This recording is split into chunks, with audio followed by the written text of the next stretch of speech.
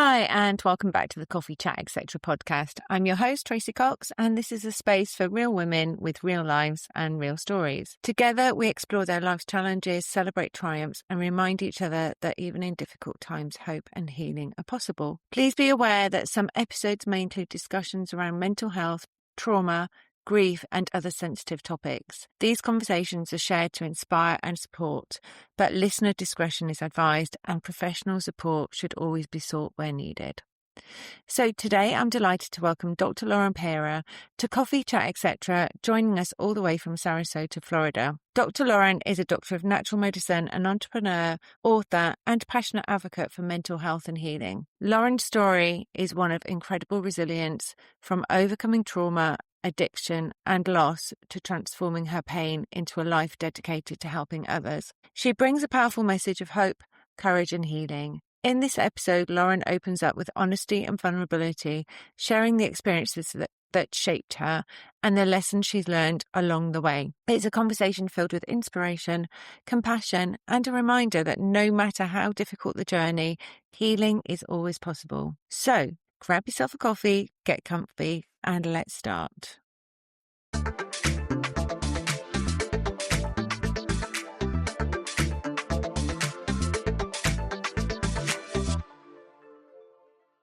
Hi, and welcome, Lauren, all the way from Sarasota in Florida today. How are you today, Lauren? I'm amazing. Thank you so much. I'm so happy to be here. Good. The audience can't see you, but your energy is radiating today. Thank you so much. I got some sleep last night, so I think that helped. Because you have children, don't you? I do. I have 4. Wow. Yes. And we can get more into that. Some come and go, right? But still 4 children, multiple businesses. And so I'm going from sun up to sundown. Great.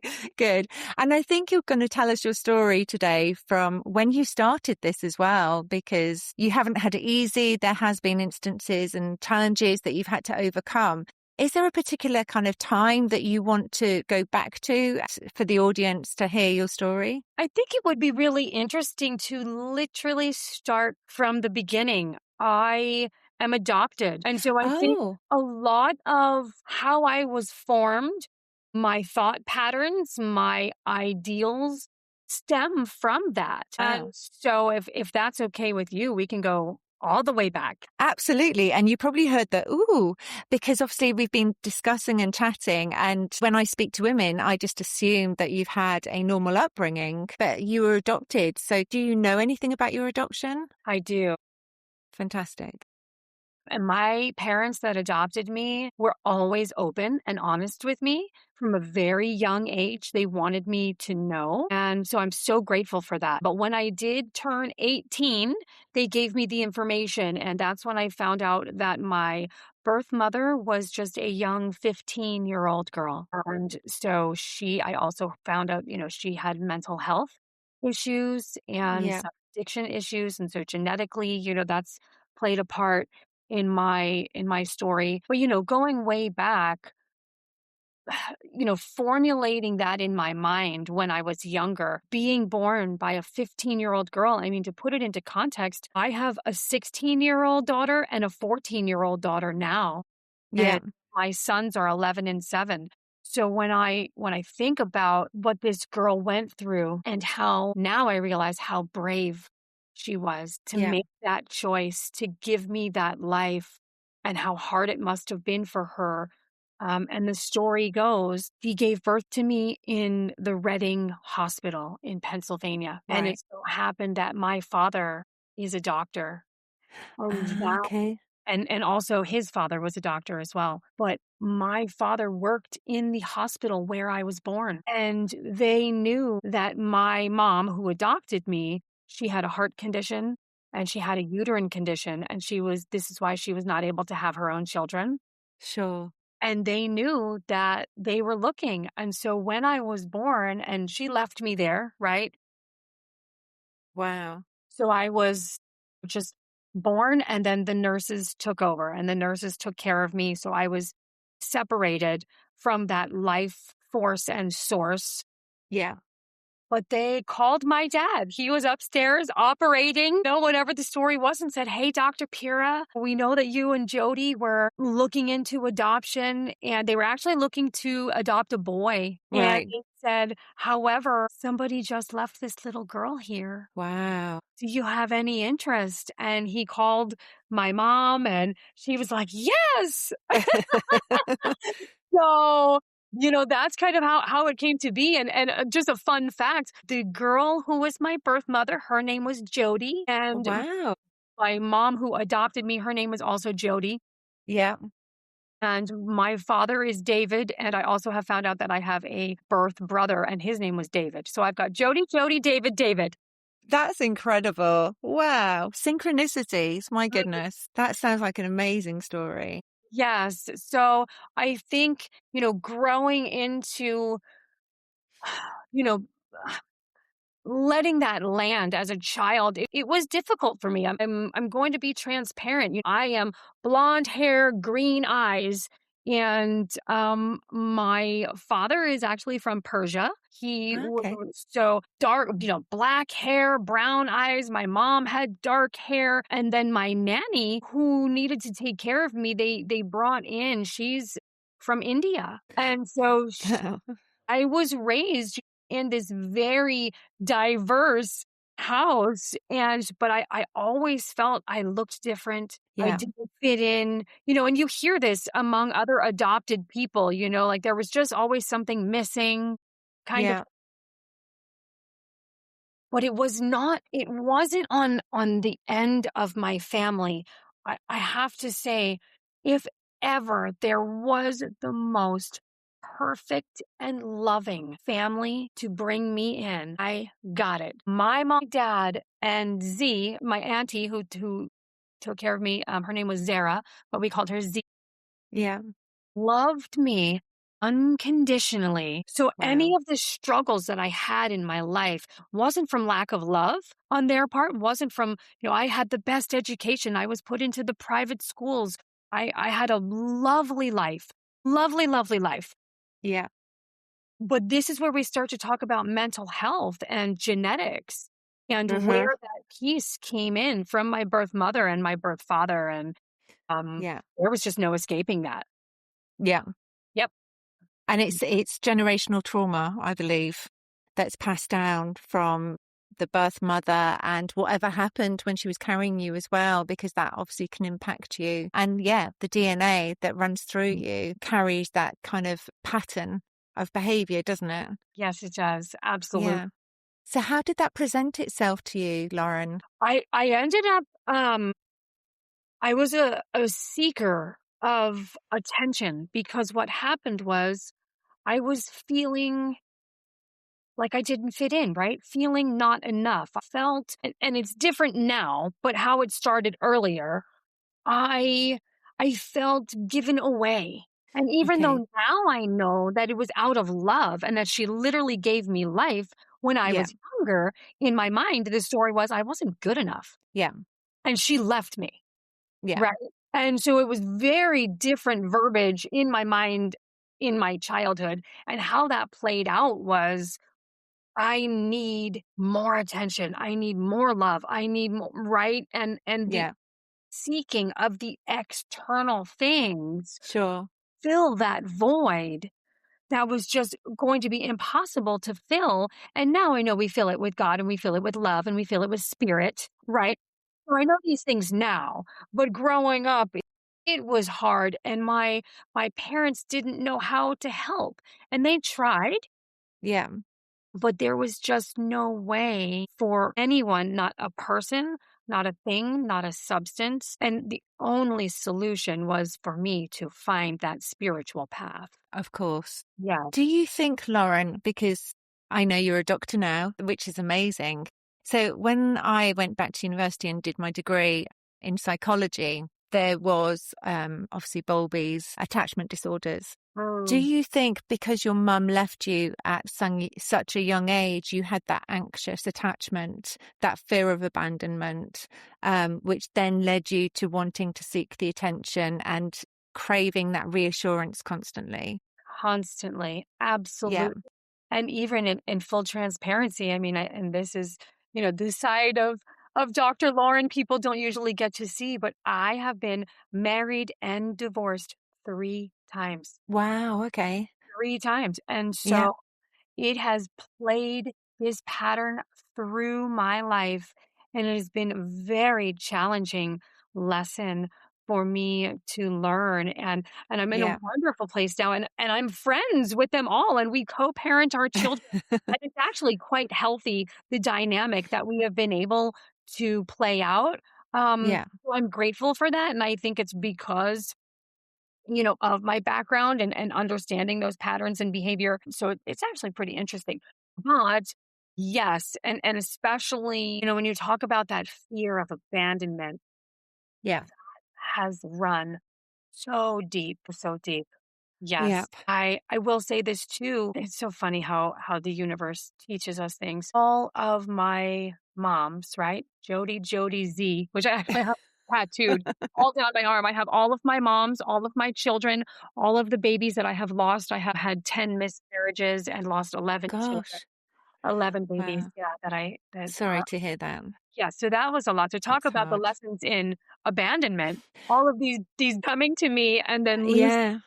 But Yeah. Yeah. all 3 of my mothers have passed on. So, Wow. my birth mother passed when I think she was 54. My adopted mother, Jody, passed when she was 69. And Z was, back in India, and she passed, just about 2 years ago now. Wow. That's So hard.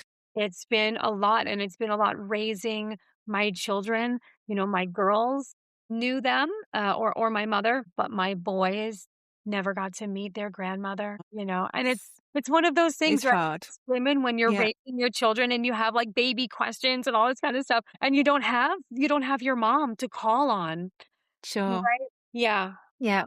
yeah. Yeah. That must have been really difficult for you. And sorry to hear you went through so much loss as well. Because I've never had a miscarriage, thankfully, and I am grateful for my blessings, but I can't imagine what it must be like to have to go through that, especially 10 times, it's a lot. It was a lot, and 2 of them are twins. My son, Rocky, he Gosh. was a twin, and I lost his brother in utero, and then, my very last miscarriage, was a set of twins, and I lost both of them.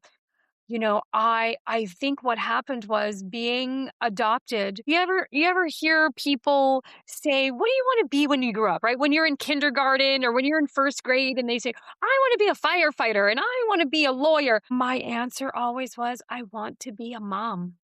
Oh gosh. Yeah. Yeah. I mean, like, I'm a healer now and I love Yeah. what I do. It is my life's work, but more than anything, Yeah. I am a mom first.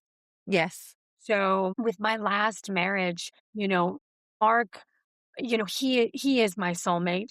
And even though we are not together on paper, he is my person. And we desperately, after we had my fourth child, my first 3 children are from my previous marriage, and then my youngest son, Henry, is from Mark. And we so much wanted to give him a blood sibling.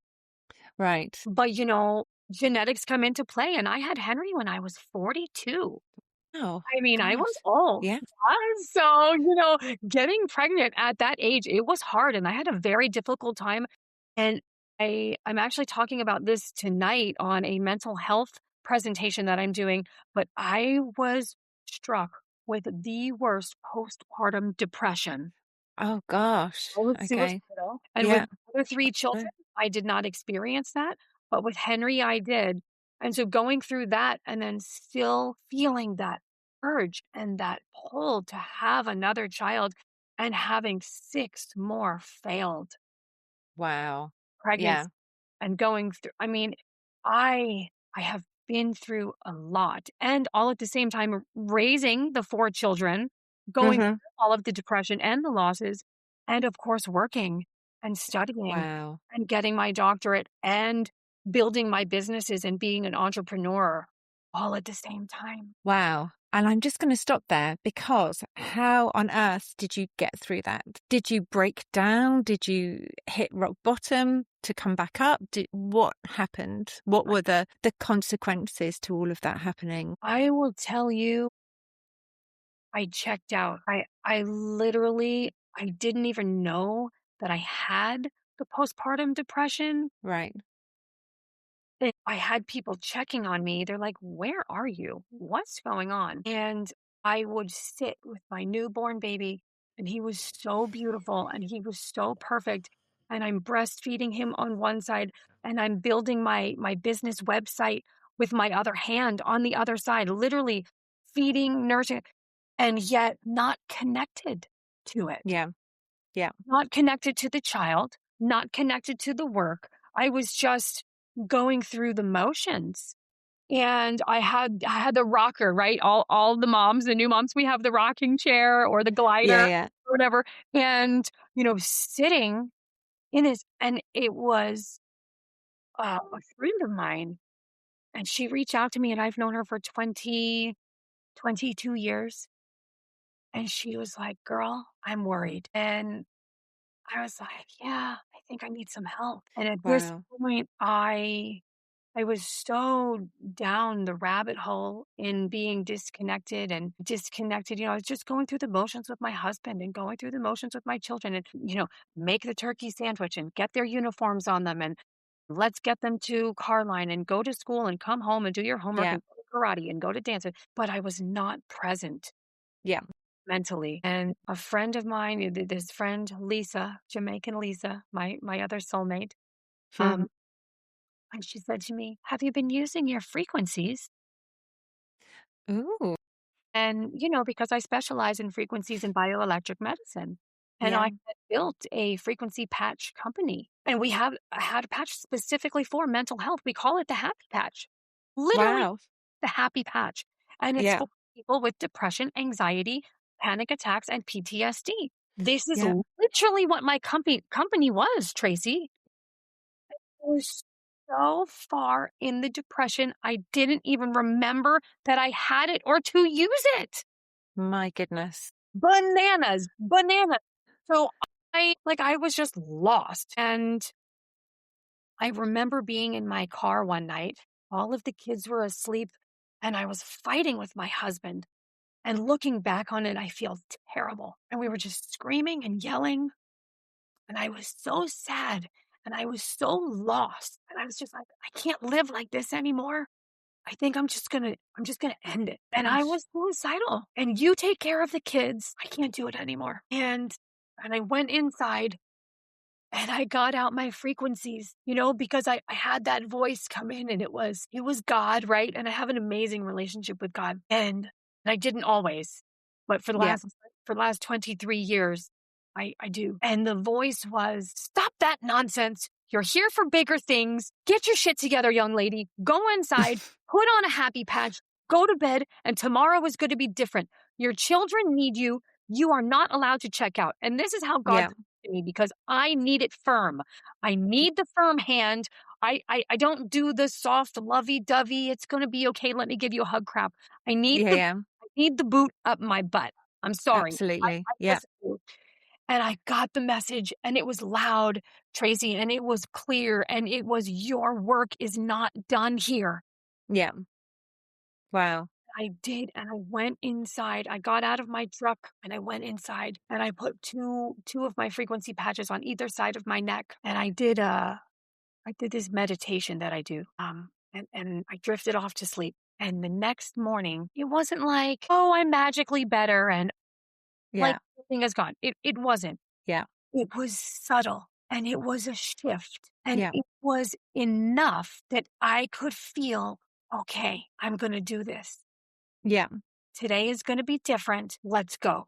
And I got up and I showered and I blew out my hair and I gave myself more attention than I had in weeks, Yeah. just Months, probably. months, and just the simple things and the frequencies and not only having the frequencies, and we can go more into this later. Yeah, that would be good. Yes, but the frequencies of the Psych K affirmations. I am worth it. I can do this. Yeah. I am enough. What did you call them again? The Psych K affirmations? I've never heard of those, Yeah, like but I Psych know the affirmations. K. Oh, I'll put it in the chat. Yeah. So Yeah. here in the United States, this is what we call it. Yeah. Uh, Fantastic. Because I use them without even knowing oh, that. well, maybe it's just a United States thing. Possibly. Maybe. Cultural differences. Yes, yes. Austin, here, we've got the FDA and we have regulations and we have many hoops to jump through over here. Yeah. Of course. Yeah. But I love those affirmations because I can do this. It's taken me throughout my life, including education as well and motherhood. Yes. And motherhood is a challenge and it stretches us in ways that we were not expecting. Absolutely. I agree. I find for me, one or two of the most powerful affirmations for me are to put into the beginning, I choose. Yeah. I choose to know that I can do this. And then adding on the end of it now, Yeah. because Yeah. now grounds it in to Yeah. the actual time. And then the other one that I use it, I teach it. And my amazing life coach, Carrie Valentine from Hawaii. I lived in Hawaii for 4 years and I worked with Carrie very intimately for a very long time. And the credit goes to him on this one, is the work on the confidence. Yeah. Because I had no confidence, Tracy. I was not only about the depression, I'm not talking about the depression then, but literally from my childhood, always feeling not enough. Yes. And so putting in confidence affirmations, I choose to feel confident Yeah. now. Almost wrapped this superwoman cape around me. And let's step into our power Yeah. and motivate and let's move, girl, and let's do this, right? And so now I teach with all of the women that I work with, all of the self-esteem pieces. Yes. How do we Fantastic. move into that Yeah. confidence? Yeah. That's really great because, and very synchronous in Mhm. synchronicity. I can't remember the Yes. word. Anyway, my dyspraxic moment. I was just building a course this morning for Mm. school age children that have been in care systems to be able to have Oh, that self-esteem, to have that confidence within, because actually that's where it starts, amazing. and it's really weird because this is my sign that that was the right thing for me to be doing this morning. Absolutely. That is a So thank you for huge that. niche that is so needed. Yeah. And to further that, I also have a program and you can't see behind me. You can see behind me. I sit behind my martial arts belt, my taekwondo belts. Is One that what they are? I thought it was like a taekwondo. piece of art. Oh no, those are all of the belts that I have earned in taekwondo and I am testing next month for my black belt. Ooh, congratulations. Been training for years. And so when we talk about confidence and, I know we kind of skipped from birth to now, but all in between, I just want to put out there that I am and this is going to go first full circle into what you just were talking about with the teenagers. I am a survivor of domestic abuse and I am a sexual assault survivor and Wow. been through very traumatic experiences and have gotten to the other side of it. And so when I do work with people on confidence and self-esteem, and I do a lot of work with women who have been through trauma as I have, Yes. and Yeah. it's very important work. And I want to say that I also founded a company specifically for teenage girls. It's called Yeah. True Red Safety Institute. Oh, wow. I Okay. have modules, but it's for here in, it's for anywhere because Yeah. it is a global company, but for teenage girls to go through self-defense and confidence protocols before they get their driver's license. Fantastic. What a Yes, great concept. because I want them to have the skills for confidence, self-esteem, right? To know that you are enough and to know that you need Absolutely. to protect yourself out there Yeah. against other life things that happen, right? Yeah. So yes, girl, I'm with you on that age range as well. I think my age range is previous to that, Mm, only younger. because I'm a primary school teacher as well. Mm, So I believe that it starts in primary school. yes, it I does. believe it starts at a very young age, and that feeling of low self-esteem, being different, because I've been there as well, Lauren, so I can resonate very highly with you. Mm, And mine's a bit of a different story, but it's still a story that has inspired me to help younger children as well to kind of go through that. Because, like you said, from a very early age, you felt like you had detected that you were different, that you weren't quite good enough. And I think at primary school, children get missed yes, and they don't I have did. confidence. You got missed. I got missed, and I've seen children get missed. And unfortunately, normal educational teaching doesn't allow for the grey areas. It's very black and white. Yeah. And I think the grey areas are the empathy, the understanding, the voice being heard, and that needs to be approached. And that's kind of where I'm coming from now. And it was a download. It was a download this morning I had, and I'm already writing the programs. It is genius, and I am here for you. And if there's anything I can do to support you, Thank you. yes, I am all in, and we'll spread the word on that one because Woohoo.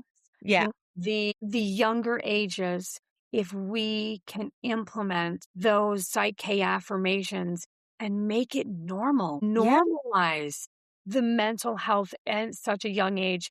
I do it with my children. I do it in my house. fantastic. I've taught them how to meditate, how to deep breathe, all of Yeah, these things. Literally since they're 2 years old, 3 years old, we're going to sit yeah, down, we're going to take it, we're going to regulate, and obviously you do it in terms that they can understand. Um, absolutely. Yeah, yeah, such important work. I love that. yeah. No, and me too. And I think what you're doing and the other business that you have supporting teenage girls, Mm. incredible, because there is this rise. And I suppose we're digressing here a little bit, but the difference, especially in the UK, with how the young men are being raised and brought up and their beliefs about women are Mm. so much further apart than when I was growing up. And I think it's what's the word? Depreciated. Yes. The value isn't there anymore.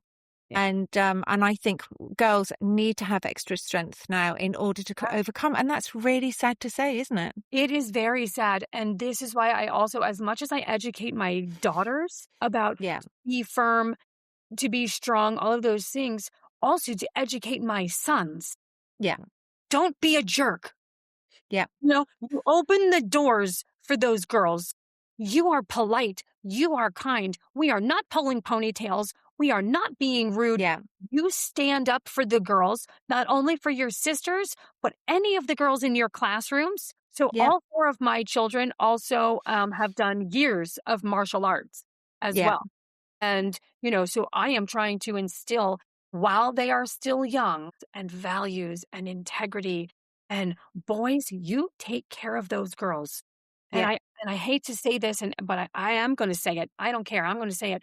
I I struggle so much with the social media and what it has done to our children and OnlyFans and all of oh these gosh, sites that they just have normalized this. Show me yeah, your body and I'm going to pay you. And the feet pics and this whole ridiculous ladies. No, no, no, yeah, no, yeah. no. You know, we're It's a very much, mad, mad world. it's just insane. And so I am here for any of those conversations. I talk about sexual health. I have one of the books that I published is actually called Orgasm Prescription. And I it's saw that. right. And it's not so much like, listen, the nitty-gritty of like getting into the physicality. It is Okay. about for women that have had sexual trauma on any level. Ah, Even okay. just been cheated on, misunderstood, or raped, beat, abused, all of those things as well. But how I can bring your body and your nervous system back online so you feel safe and Yeah, sensual and confident within your body again, so you can show up for yourself and experience pleasure when you've been blocked from it because you're stuck in fight or flight. Yeah. If you've experienced any kind of trauma. So the book sounds, I know the title is, it's a little racy. I get that. But when you get into what it actually is, it's just nervous system support for women that have been through trauma. Yeah, that's amazing. And the thing that I'm picking up for you now, just kind of going back a little bit into the conversation, Yeah. is that you are the parent or the figure that your child needed. You Yeah. have become that person, which is Yeah. just incredible. And teaching your children what you're teaching now is just fantastic. I have built it that way by design. Yeah, I can tell I, that.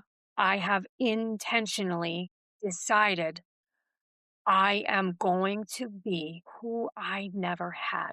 I Yeah, mean, Tracy, my parents, they had no idea what I was doing. I hid everything from them.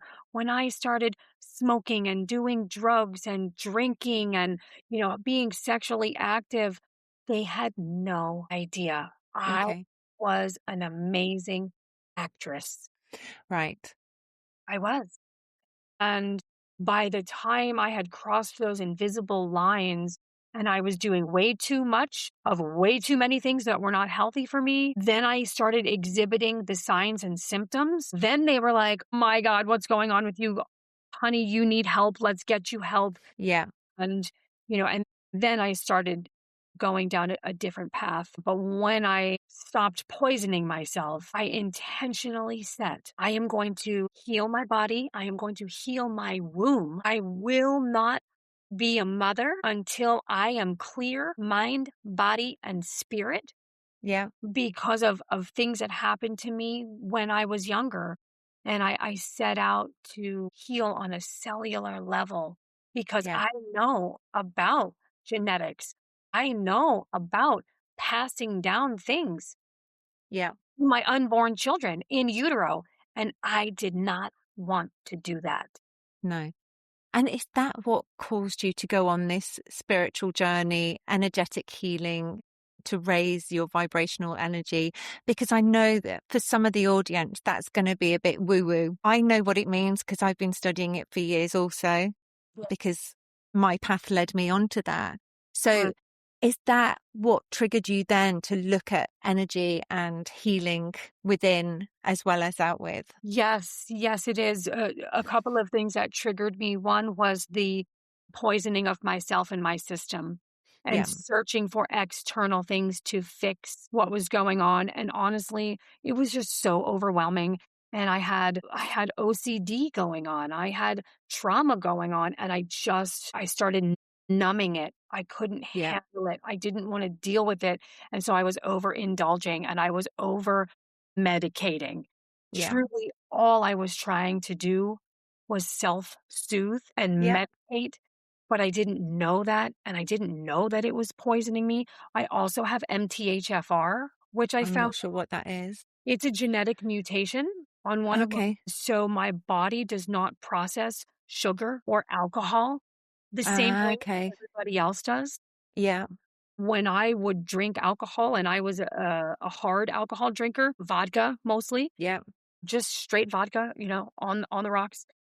Oof. So if I had, yeah, and then eventually I had to start drinking vodka with milk in it because I drank so much my stomach was bleeding and I was vomiting Oh, blood and I needed goodness. milk to counteract that. Yeah, it's a whole story, girl. Yeah, yeah, yeah. Yeah, I went Gosh. way down Alice in Wonderland, right? So for the MTHFR piece, I didn't know that I had that and my body wasn't processing. So I became a blackout drinker and I would wake up in different cities. Oh my goodness. Or I would wake up on the plane in first class and, "Excuse me, stewardess, could you tell me where we're going?" And they're like, "We're on our way to LA, ma'am." And I was like, "Oh, sweet. No suitcase, nothing with me." I mean, bad. I mean, when I Wow. blackout, Tracy, I am missing weeks and months out of my life that I don't remember. Oh, I don't yeah, remember. that's, It's very scary. It's very, very scary. And so talk about, that was one of the things that was the switch of I cannot live like this anymore. It was Yeah. very dangerous. I ended up in the hospital multiple times. I ended up in very, very bad situations. And so that health issue and then the piece of and I'm gonna put this out here. You're getting a really raw side of me, you guys. I love this. Really going deep here because I never talk about these things because as someone who is in the forefront of the wellness community and the Yeah. medical community to dive deep into things like this, I could get a lot of kickback, but I honestly don't care. I would rather be myself, speak my truth, and Yeah. talk about these issues and what the solutions are Yeah. than not. So if I have to use myself as the guinea pig, I'm willing to do that. So that's that. This is authentic though, Lauren. And also, it's not you now. You know, you've No, changed no. and transformed. So Yeah. you now is and without those experiences, I don't think you would be the person that you are sat there today. I would not. I would not. And the piece that I was going to share was that during those days of too much, right? The too much medicating, I did end up pregnant. Oh And gosh. I was not able to go through with that pregnancy. I tried to stop smoking and I couldn't. Right. Tried to stop drinking and I couldn't. And Yeah. I knew from what my birth mother went through, having mental health issues, having addiction issues, I did not want to bring a child into this life. And I could not care for that child. And I ended up having an abortion. I did. And I know it is a Wow. controversial topic, but it was one of the scariest and sad and traumatic experiences of my life. And when I say to you, my mission after that was to find a way to stop poisoning myself and medicating myself. Because when we go back, right, to when I was in kindergarten, what do you want to be when you grow up? Well, I want to be a mom. Yeah. Oh my God. And the smack in the face Yeah. of what you're not ever going to be a good mom if this is the life you're living. Girl, get it together. And then that became the mission, Tracy. I Yeah. am going to clean up my mind, my body, and my spirit. Yeah. So whenever I become blessed enough to be pregnant again, I will be ready. Yeah. Yeah. And I spent years, I stopped putting anything in my body. This summer will be 24 years. I have not drank, I have not smoked, I have not used any medications. And I deep dive into, yes, therapy, traditional talk therapy, but I went into the quantum space and I went into quantum healing, quantum mechanics, and literally healed all of the trauma in my uterus, in my womb, in my ovaries, in my vaginal canal, and cleared all of the abuse. I cleared the abortion. I did deep dives and met that soul baby Yeah. in an EMDR session. Wow. Yes.